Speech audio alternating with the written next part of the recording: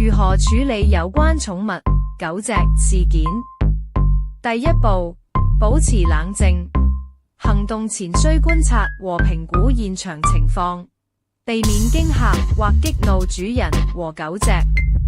第二步，以專業禮貌態度向主人提醒，根據大廈公契規定，屋苑範圍內有不允許飼養寵物的規定。第三步，禮貌地勸喻主人立即將狗隻帶離屋苑範圍。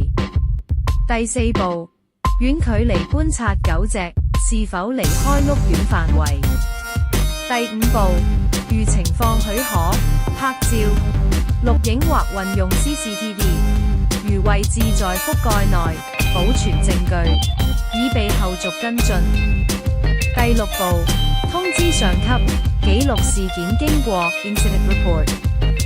保安人員留意重點一：若主人拒絕合作或態度激烈，勿與其發生正面衝突，保持冷靜，避免激化矛盾，即時通知上級，請求到場協助。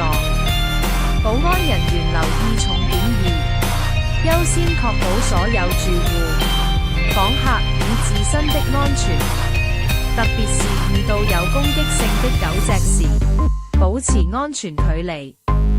保安主管留意重點 A， 加強區域的巡邏和監控，以防止類似事件再次發生。